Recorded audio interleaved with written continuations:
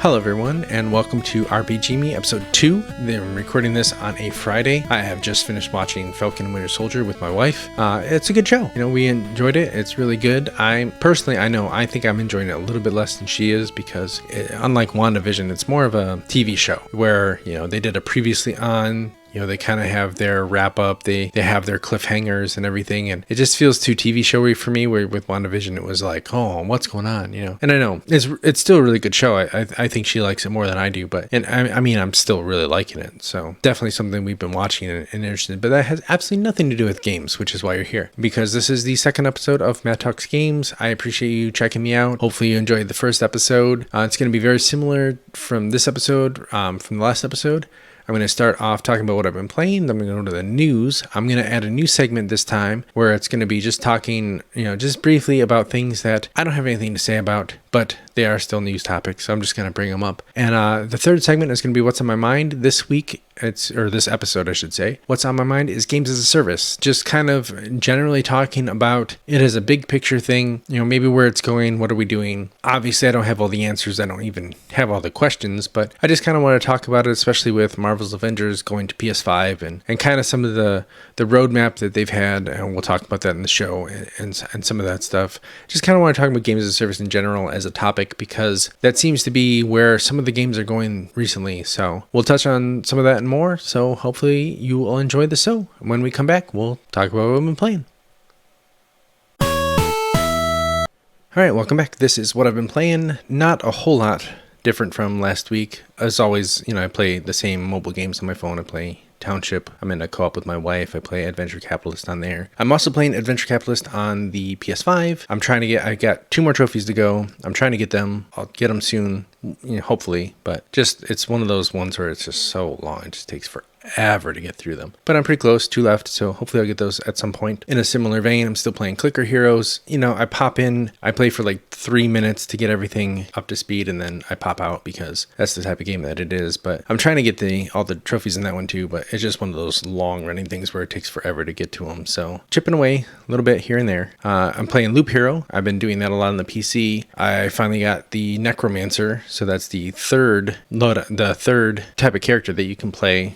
You start with the warrior, I got the rogue, I got the necromancer. I still feel like I should be able to take on the boss at some point, but I also feel like I'm so far away from taking on the boss, and I don't know, if you beat the boss, is there another boss? Is there more that goes on? I don't know. I haven't read anything. I haven't looked up anything. I've just been taking it as it comes, trying to enjoy the game at my own pace, because I don't play games on the PC that often, but now that I'm doing the podcast more, I'm kind of on my PC more, so I might jump in, play a game of Loop Hero, go through as many loops as I can, and then jump out and click, notes for the show or whatever. But I think I've got like 13 loops was my most, and I've died 2 or 3 times already, so it's been a really fun game. I'm interested to see where it goes, but I feel like I can take on the boss, but if I beat the boss, there has to be another boss or a couple more bosses after that. So I'm really interested to see where it goes. Liking it so far, so definitely can put my seal of approval in that game, because it's been really cool. It's really fun. On the PS5, I haven't played too much in the last couple weeks. I did jump into Watch Dogs Legion. I feel like I'm like halfway through the main story of that game, somewhere like that. It hasn't grabbed me like the other Watch Dogs. It has been fun. I want to go back and play. I have that pull to keep playing, but it's not strong like the other games. I don't have this need to finish it, need to play it. It's been fun, but it just hasn't pulled me in like the other ones. And I know I'll finish it, but it just, there's something missing there. There's something that I feel like it could have done a little bit better. So, while I will go back and finish it one of these days, it just hasn't grabbed me as fully as other games. But the one game that I did jump into that had a recent update was Marvel's Avengers. I got the PS5 update, and I know everyone had this hoopla on updating, and I guess I don't really care that much because I read about it beforehand, so I was ready to go. But, it's good. I love the load times on PS5 way better because they took so long on PS4. The graphics look nicer, but there's still something that's little off. I have it in performance mode, so the 60 FPS type of version, which is how I like to play it. It's how I like to play like Spider-Man Miles Morales. When I played it in performance mode. But there's something weird with the graphics where it doesn't, all the text boxes seem blurry, and all the things that you upgrade with seem blurry, that kind of throws me off a little bit. And I've, looked into it, and Reddit said, hey, try this for a fix, but nothing I've tried has worked. I've tried a couple things to try to get it to work, but that's one of the biggest bummers is there are a lot of times where I'm reading and it looks blurry or it'll pop in and pop out, but the game is still fun.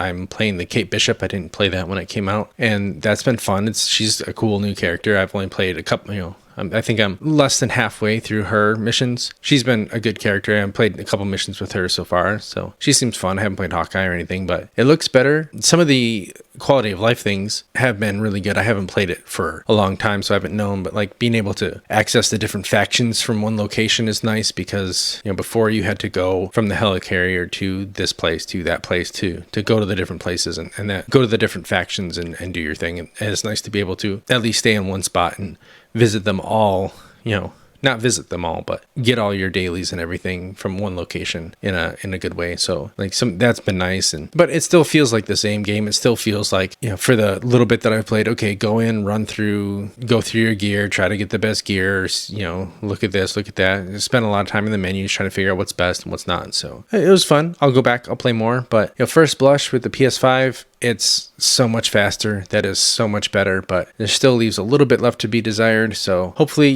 with the next patch down the line, they'll be able to smooth out the performance mode and smooth out the, 4K mode. And hopefully, like Miles Morales had a 4K 60 patch that came in, you could do everything. You do all of it in one play with the ray trace and everything. Hopefully Avengers will get there someday, but they're so far behind. Who knows when we'll see that? So at least for now, I had some fun playing Kate Bishop. I'll go back to it more. I'll try to I'm juggling that one and Watch Dogs Legions right now, so hopefully I'll finish them both at some point, but having fun for now. So that's really all I've been playing. I haven't been playing a whole lot, so let's jump into the news when I come back. All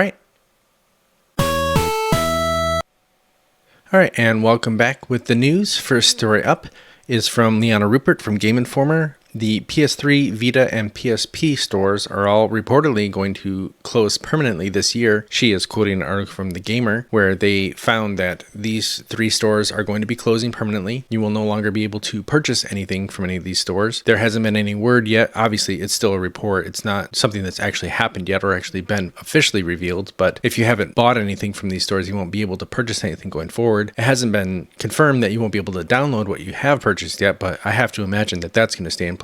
But this again calls into question the digital future of if you are only going to be able to buy games digitally and you aren't going to be able to get physical copies, what happens then? What happens when, if this is the PS3, Vita, and PSP, what happens, in 3 years? Are they going to shut the PS4 store down? Are you not going to be able to buy any PS4 games? What happens in 6 years? Are they going to shut down the PS5 game because the store because the PS6 is out? It really just kind of questions the digital future and how much you really own your games. How much can you rely on these companies to keep going? I know Xbox has been doing a lot better with this because there are original Xbox games that you can purchase and play on the Xbox Series X or S right now, and in some cases they've been optimized, and in some cases they've been optimized with FPS boost and HDR when those things didn't exist back then. So kind of is a head scratcher with Sony. Obviously they weren't making money. That's the main reason why they shut that down, but it does bring up a question of digital rights and game preservation and not being able to access these stores and not being able to buy games that,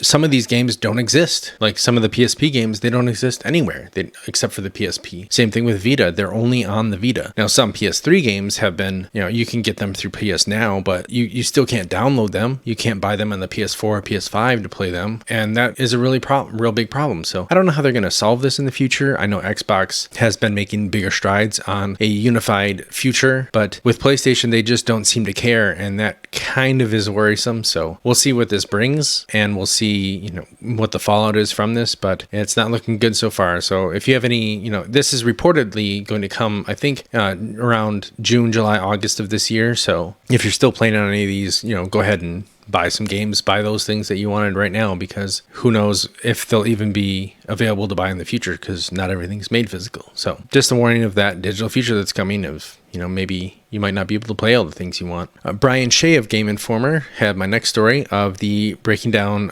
the Marvel's Avengers 2021 content roadmap. I believe this was part of the Square Enix State of Play. I don't know what to call it.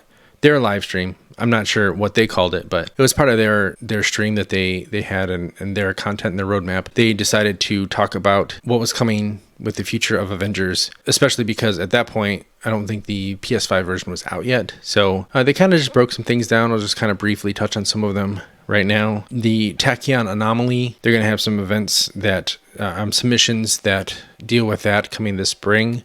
So that should give a little bit of variety into the things that you're doing in the game. They're going to have some MCU-inspired skins for some of the characters, which I know fans have been wanting since the game was announced. So that'll be good to see how they bring that and how true to the MCU that they are. There's going to be a Cosmic Cube event, some more missions that deal with the Cosmic Cube and how you play with those. There's going to be Omega level threats, which are for high level players, trying to give more people that are in the end game more things to do. The Wasteland Patrol, which I hear is similar to how Destiny, you patrol the different lands. There's always going to be something for you to do, which, I mean, at least there's things for you to do. I don't know, when you get to the end game, is that really going to matter? But at least they're having more content. That'll be good. And then War for Wakanda was announced, which was really good. Black Panther will be in the game. You'll see Wakanda. There will be a new biome and more missions and everything. I'm sure we'll get more on that as soon as we get closer, but at least good that they finally did announce that, because I know with the passing of Chadwick Boseman, they didn't really want to talk about that, and that was kind of a bummer, but it is good that they finally said, hey, it's there and it's coming. Something that we've also wanted to know what's coming is about Spider-Man. They did say that they're working on it. They have a team working on it. It should be here, but it won't be here before Wakanda, I think is what they said. So, we'll see. At least they did lay out a roadmap. At least they did say, here are things that are coming. So it's going to be supported at least through the summer and beyond. But, it feels like a game that is going to be struggling to really make a difference. And I don't know how much longer we're really going to have it, because it really feels like it's not doing that great. So we'll see. Our next story comes from Tom Ivan at Video Games Chronicle, talking about Ikumi Nakamura opening her own studio. She is the one that everyone kind of took to when at her E3, I think it was E3 presentation with Ghostwire Tokyo, when she came out on stage, and everyone just loved her immediately with her energy and her presence and everything. And she was working at, I feel like it was Tokyo Gameworks. Yeah, she was working on Tokyo Gameworks on Tokyo Ghostwire, and that game looked really cool when she announced it, and then when they showed the trailer for it, I was a little bit more apprehensive. But she definitely described a studio culture where executives are sleeping under their desks to try to work, and she really felt like she needed to step away to regain her health and her well-being. So good on her, and I'm glad she's able to make her own studio. And she talks about ghosts and the occult and stuff like that, and so her game, whatever her game's going to be, sounds like it could be just crazy and out there and a lot of fun. And with her stressing about the work-life balance and the mental health issues that she saw at her previous studio, it should be good to see what her own studio does and how they tackle diversity and how they tackle crunch and all the work-life balance and everything, and how they're trying to keep their employees healthy while trying to still make games. So she's definitely one that I'll be following. I'll be interested to see more information when it comes out, and what kind of talent she's able to get to her studio and what their game's going to be, because I'm very interested, especially because her personality was so big when she came out that I'll love to see what her personality brings to her own studio. The next game also comes from Video Games Chronicle from Chris Scullion. It was a Japanese CEO gave the day off for all their employees because of Monster Hunter Rise. He saw how, it was Masaki Hiyama, who ran a VR development company, Mark On. He saw how many people were taking the day off because that was the day that Monster Hunter Rise was coming out, that he just decided to company-wise give everybody the day. And I just thought that was cool, because you would never hear that in the United States, where a video game was coming out and they just gave everybody the day off, because they knew they were going to go play it. I know growing up, we had the day off for the first day of hunting season where I grew up in the Midwest. And, to think about a video game coming out and the school saying, oh, well, let's just give everyone the day off, that just seems ridiculous to me. So it's just kind of a fun story where a company like this recognized that all their employees were into something like this, and it's part of the culture, it's part of the people there. So they just said, hey, let's take the day off. So I thought that was a cool story. Developing story from this year is from Tom Phillips at Eurogamer, that Microsoft is reportedly interested in buying Discord, and the money that has been kicking around about Discord is about $10 billion.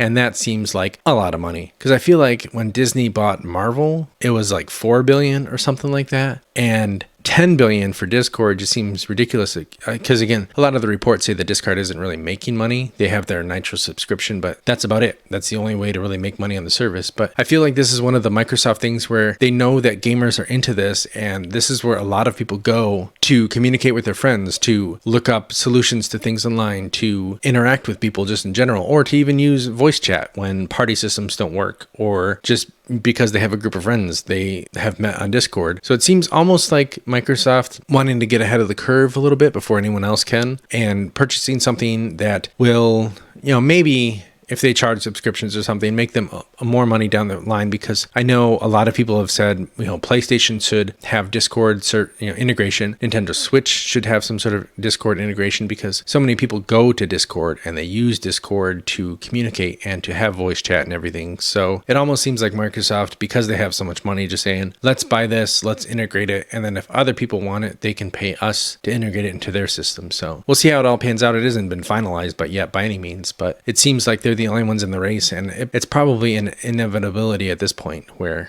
Microsoft will purchase them and integrate them, and we'll see what other people do. I know it's already gone live as of this recording, but Matt Wales from Eurogamer just did a rundown of the PlayStation Play at Home initiative, where you can get up to 10 free games coming to PlayStation, and you don't even need to have PlayStation Plus. It's just as long as you have a PlayStation account, you can buy them or you can download them, and they're yours forever. So I just want to kind of talk about real quick some of the games that you get. It all culminates with Horizon Zero Dawn. You'll get the complete edition at the end of this, but some of the other games you can get are Abzu. That's a game that I have had downloaded and haven't played, but looks really cool. Enter the Gungeon, which is another game that I've heard a lot of high praise about. It's kind of a bullet hell type of game is what they call it. So that seems like a really cool game that's got a lot of praise. Res Infinite, I know I've heard everybody talk about how great that game is, so definitely one to check out. Subnautica, kind of along the lines of Abzu, where it's kind of this underwater type game. Again, another one that I know has been on my list, so I'll definitely be downloading that and checking that out. The Witness, which is a puzzle game, exploration game. I played it. I got a couple hours into it. It's a really good game. It's very challenging, so definitely, don't be afraid to play that with a walkthrough, because I know that's definitely a difficult game. Thumper, which is a very interesting rhythm type of game. I think it's got it might have a VR component to it. I'm not exactly sure if that one's coming with it, but I know that a lot of people talked about how good that one was. And then another one called Paper Beast. I don't know that much about Paper Beast, but I do know that it did get some positive buzz, so definitely one to check out. They also have a couple VR games that are coming, so again, they're yours for free. Just download them in case at any point you want a PSVR down the road. But Astrobot Rescue Mission, which a lot of people praised, and I know with the Astro's Playroom on the PS5, that's really good, and a lot of people love that. So one that you can just put in your library should you ever get it. Also Moss, which I've wanted to play, but I just haven't had a PSVR, but that game seemed really, really cool. So Sony, just props on them for just giving you all these games. You can just have them. Doesn't matter if you have an account or not. Here they are. I know it's not Game Pass, but these are free. These are free to everybody, and you can just have them. So very cool thing that they try to do anyway. I know there are a lot of indie games except for Horizon, but it's definitely a cool way to just, sign up for an account, download them. You have them forever. Even if you don't have a PlayStation right now, you'd still at least get them. So there's no hurt to download them. So very cool. Back-to-back stories here now on GameStop. I have one part is Brendan Sinclair at GamesIndustry.biz, where he was reporting that GameStop full-year sales was down 21%. Although they had a really good fourth quarter, he was saying that the overall year-to-year earnings were down, so they could, signal trouble. And Ethan Gotch from Kotaku was saying that GameStop's most popular earnings call ever is a bust. And this has been really interesting to follow too, because of all the Wall Street stock things that have been going on with GameStop, and how their stock was surging and surging and surging just because some people decided to buy it. And that's way more complicated than I'm going to get into. But it was interesting seeing that their earnings call that they basically just said, hey, we're a company, no questions, thank you, goodbye. When everybody, there were live streams and people trying to call in and getting busy signals because it was full, and all these people wanted to hear what was GameStop going to say because of the year that they had, because of the earnings that they had, because of all this Wall Street business that was going on. And they basically just said, we're not going to talk about it. And I know there are a couple other stories that kind of were floating around that I didn't get into. Maybe I'll get into next podcast about board members leaving, some internal strife, maybe at GameStop and the board. But it's just going to be crazy to see where that company goes next year, because you would think with the pandemic and with all the people coming into gaming and gaming just growing almost exponentially this year, that GameStop would actually be doing better. They'd actually find a way to turn this around. And it still just seems like they don't really know where to go, or maybe they're making changes too late to actually be able to affect the industry at all. So just one to keep an eye on is where GameStop's going to go, and maybe in the next months or year, see if they're still around, because I don't know if they're going to still be around, but it's definitely been an interesting thing to follow and see how they're going to recover, because with everything going digital, with everyone staying at home, you'd think they'd be doing better, but they had a good quarter, but they're still down. So, who knows? But really interesting reads if you want to go to either Kotaku or Games Industry Biz to read those stories and get a little bit more information. Last thing in the news to talk about is the BAFTA Game Awards that just happened on Thursday. The Fellowship was already announced earlier, and Tom Phillips from Eurogamer had said the Siobhan Reddy from Media Molecule was going to get the BAFTA Fellowship for games, and it just seemed like her work on all the Little Big Planets and Dreams, all the other games that Media Molecule had, and their influence on the industry and all the things that they've done, it seems like she was very revered in her field and was very well deserving of this award. So very cool on her. As far as the Game Awards, I did watch the whole thing. I'm pulling up the article from Adam Bankhurst at IGN. He just highlighted the winners. I just want to kind of talk about a few of them. The best game went to Hades. I haven't played it, but I know everybody loved it. I thought it was interesting that the best British game went to Sackboy: A Big Adventure, because that was done by a studio that was not Media Molecule, who did the Little Big Planet games in the first place. So I thought that was kind of interesting that they won an award for that when they put their own spin on it. The one award that kind of stuck out to me in a negative way was for Evolving Game with Sea of Thieves. I don't remember who they had accept the award, but I really felt that they probably should have had someone else that could accept that award, because he really wasn't gracious. It really wasn't that great of an acceptance speech. I felt like a lot of the other ones were a lot better. That one kind of rubbed me the wrong way. The head scratcher for me was multiplayer game. They gave it to Animal Crossing New Horizons, and I only scratched my head at that one because so many people had a problem with, when you would go into someone else's island, everything would stop. You couldn't do anything. And it didn't seem like the multiplayer aspect of that was very robust, where with other games,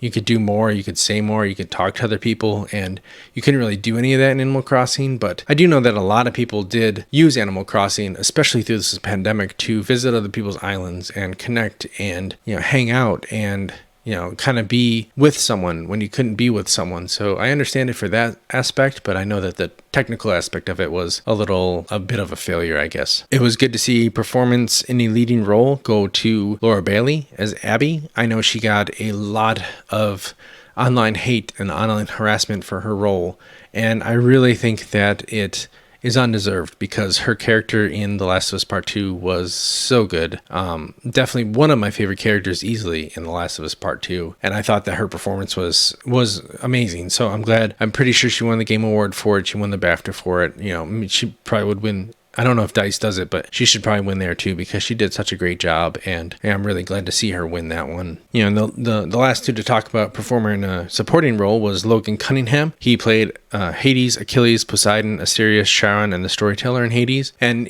what was cool about his acceptance speech is he really was genuinely just so happy to be getting that role, because I don't think he expected to get it. And although I haven't played Hades yet, I'm interested to play it. And I know it's on my list, but it was just cool to see someone who definitely didn't think he had any chance to accept it, because that was cool. And the last game was the EE Game of the Year. The one that I'll talk about, voted by the public, was The Last of Us Part 2. So even though with all the online vitriol against this game, there are still a large percentage of people out there who understand what it is and think it's such a big deal and really appreciate it for the type of game that it is. So that about does it for the news. That's all I had to cover this week, except I'm going to introduce a new segment here that I'm going to call The Extra. It's really just things that stood out that I wanted to point out. I don't really have anything to say about it, but I just wanted to touch on it. For example, PlayStation About Evo, the fighting game tournament. I'm not a fighting game person. I don't know what this means. I don't know, where it's going to go, but they did buy it, so, cool on them. Xbox Live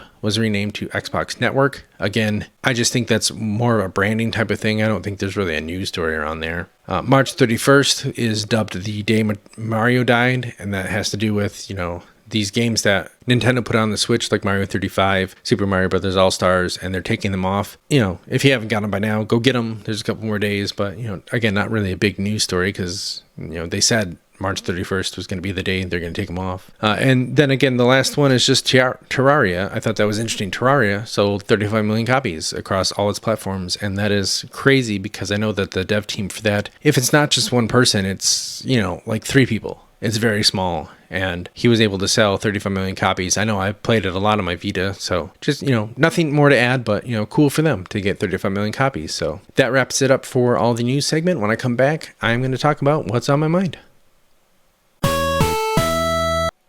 Hey, and welcome back to segment 3, What's on My Mind? What's on my mind this episode is games as a service. Games as a service, that term has been coined semi-recently, but it feels like it goes back many years. The earliest example I'm really going to pull up is World of Warcraft, because I feel like that was one of the first games where they said, hey, here, buy our game, play our game, but you're also going to pay us monthly to play our game, and we're going to give you more content and more things to do constantly, but you're going to pay us more money. And it became more than just that I'm going to go to the store and I'm going to buy a game and I'm going to take it home and I'm going to play it. It's like, no. You're going to play it, but you're going to keep playing it constantly, every day, every week, every month, every year.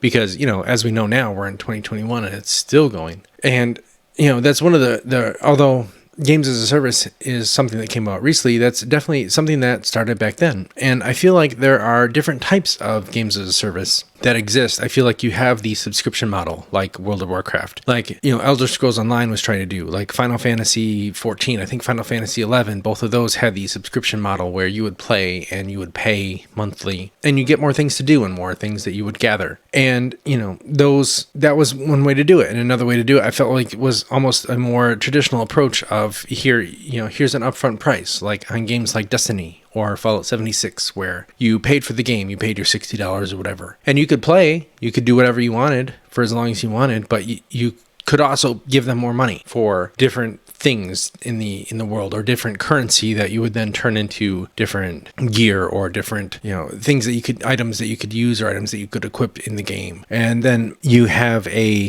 free to play side of it, like Fortnite when they came out with their Battle Royale. That's really more of a games as a service, and they were, I feel like, the first ones to implement a battle pass where you would have a season of the season pass is what other games have used, where you would buy the battle pass and you would be playing every day and earning points depending on how good you did to unlock new skins or new equipment or new things in the game. And other games like Warframe, Candy Crush, there are other games that I played online where they also Merge Magic is one of the ones that I have, where even Township, the game that I play every day, they now have their experiments is what they call them, but it is one of those pay X dollars up front, and then the more things you do and the more milestones you achieve, you get points, and the points unlock different things for you. And again, it's more the games as a service of we're trying to get you engaged and get you playing with our game, even though those games are completely free to start, but there's some sort of money component to it later where, here, give us something and then we'll give you a whole bunch of stuff as long as you keep playing all the time and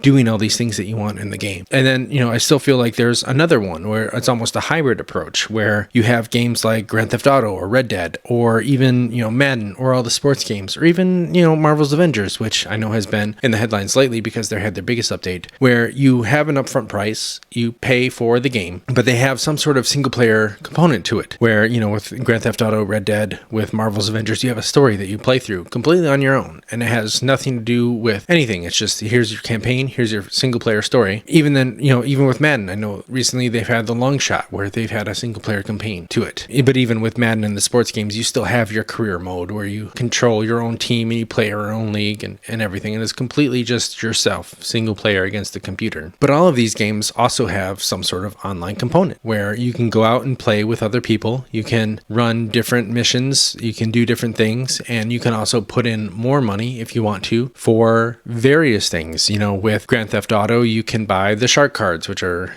popular, and get different outfits, different cars, different housing or whatever. With Red Dead, I hear it's something similar. I'm not exactly sure how it works with Red Dead, but I'm sure you can buy, some sort of currency that can get you horses and equipment and items and everything. With all the sports games like Madden and FIFA, you get the Ultimate Team where you're buying card packs to try to put together your ultimate team so that you can play online and compete with other people and try to keep up with them. And even with Avengers, you still have money that you can pay for. Mostly with them, it's mostly cosmetics, but it's still Assassin's Creed might be something with this slightly where I know they don't really have it's more of the hybrid type where I know they don't have a multiplayer component to it, but it's still you pay for the game, but then you can also buy different cosmetics. You can buy XP boosters. You can buy maps with the hidden collectibles on them. All of those things are things that you can spend money on after you bought the game. And all of these, depending on how you want to look at them, they all are games as a service. It's all, we want you to play our game, but we want you to play our game all the time. And we want you to spend more money on our game. We want you to buy more things with our game. We want you to expand our game because they want to get the maximum amount of money out there. And a lot of times, there is a pay-in. There is some sort of purchase that they want you to make up front. Fortnite, Warframe, things like that are the exception where it is free and they almost entirely rely on the back end for people to spend money. But a lot of them do want their money up front. And then they also want to find a way to get you to pay more money to enhance your experience or extend your experience or everything. And the interesting thing about this is it's kind of muddied the waters in how we can measure a game's success nowadays, because it's tough to compare to your typical game. With like a single player game, it's here's your game, how many people bought it? But with different things these days, it's how many people bought your game and then how many people are still playing, how many people bought the battle pass, how many people bought cosmetics, how many people paid for this or that. And it kind of changes the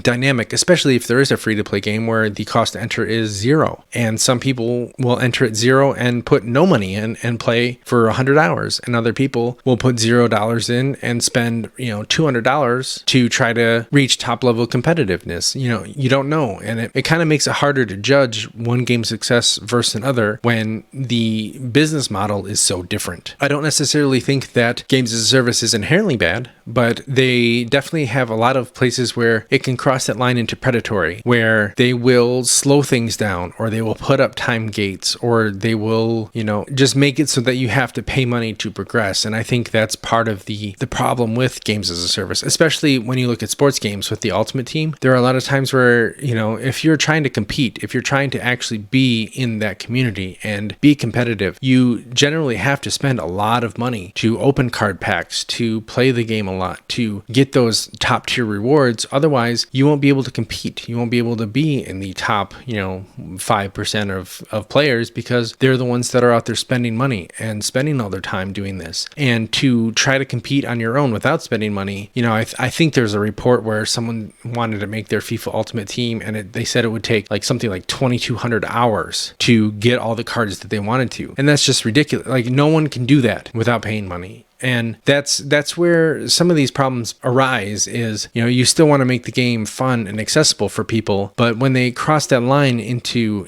making you pay or else you lose, that's where you lose me. And that's where a lot of games online, on mobile especially, lose me, like the Marvel Galaxy War of Heroes or the Disney Sorcerer's Arena, those type of games where, you could only get so far without paying money. And you would always run up to people where you're like, oh, well, they've spent a lot of money in this game. They have this ultimate deck that I can't beat. So what's the point? And on all of these games I bounce, because there's just, you have to devote your life to them to actually be competitive and play. And that just isn't fun to me, because there are so many other games to play. But these games are inherently still fun. That's the problem is they're still fun, but there's still this barrier to entry of, they just make it so hard to get into because they're so, almost gated by that paywall that you inevitably run into. And a lot of the conversation that comes up is, what is acceptable? Where is the line? And I think that the line really comes down to content versus cosmetics. If you have to pay for content, if they're locking content behind a paywall, that's where a lot of people run into problems. Where, a game like Overwatch, there's no content that is locked off. All of the things that you can pay for, all the loot boxes that appear,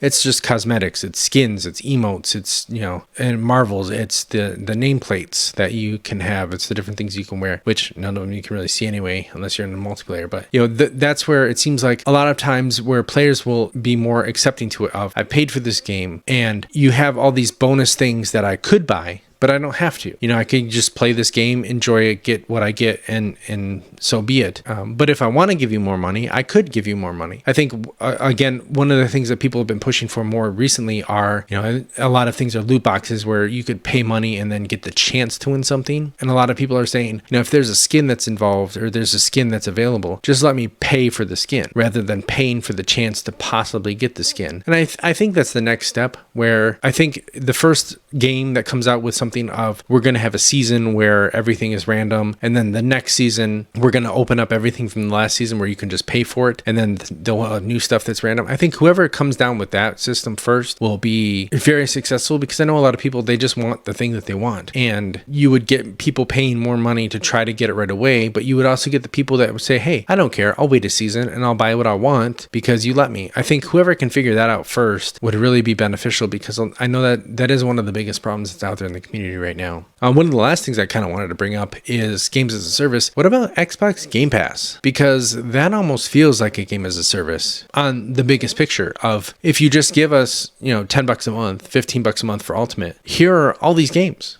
You just play all of them, and they have hundreds of games that are available. And kind of PS Now is the same way, except for a lot of them, PS3, you can't download. It's just all streaming. But I wonder if that's kind of where things are going with something like Game Pass, where it's the ultimate game as a service, where you just pay a subscription fee and you get everything. I feel like there's going to be some sort of breaking point, because I don't think that they can really sustain that. I don't see how they're making money on that. They definitely aren't. And I know they're hoping that you get into a game and maybe spend money on DLC and everything, and they get their cut. But I have to imagine a lot of people on Game Pass, where they're paying, $10 a month, are just downloading a whole bunch of games and trying them for an hour just to see what they sticks, because why not? They have it there. So I do kind of wonder where the future of this is going, and I do kind of worry about how it's going to end up, because Game Pass, although it is an excellent service, they can't be making money on it. And they have to make money to continue their business, to continue growing, to be relevant in the game years from now. And although it's an excellent deal for gamers right now, I do wonder where that's going in the future, and where games as a service is going in the future, because no one can seem to figure it out. Subscription fees, free to play, base game but then stuff, or base game and then stuff that you have to pay for.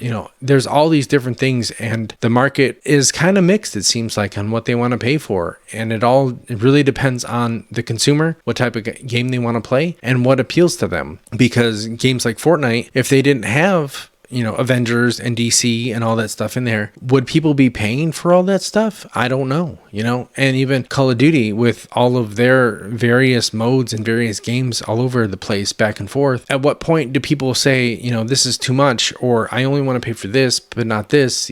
How does that all pan out? Because all of the Call of Duties almost seem to be games as a service-y, where they want you to just be playing in their world over and over, time and time again, and just keep playing in their world. And I feel like games like those are going to have a breaking point at some point, where they have to figure out what is going to be good for them overall. So I don't know where this is all going. I kind of just wanted to talk about games as a service in general. I don't think it's all that bad. I think there are ways that it can improve the industry, and I think there are ways that it can harm the industry. And I think it's going to be another 5 years before we figure out how it all pans out and where we see where it's going. But I definitely know developers are kind of crunched right now, and they need to find a way to make more money. And instead of selling horse armor, which has been the butt of the joke for forever, they've tried different things. And it'd be interesting to see in 5 years what is, I would assume that all of these different things that people have been trying will kind of filter down to, this is the blueprint and this is how it's going to work. So I'm interested to see what wins out. Well, I think that about does it for episode 2 of Matt Talks Games. I appreciate you coming along for the ride and listening to this episode. If you liked what you heard, you can feel free to give a rating. I'm on iTunes, Apple Podcasts, I'm on Spotify, we're on YouTube. I'm doing a video with this one, so feel free to drop some comments. I know everything should look and sound a little different with this one. I got a different webcam this time. I made some audio tweaks, so we'll see how that goes.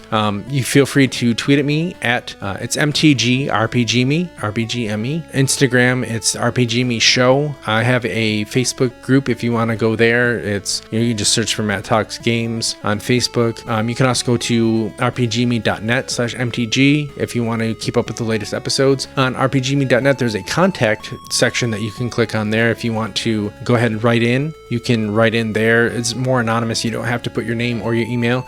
You can just ask me a question. You can, give me notes on the show, whatever you want to do. Or you can email me at show@rpgme.net. Tons of different ways for you to get in contact. So hopefully you enjoyed the show, and hopefully I will see you on episode 3. So until then, goodbye.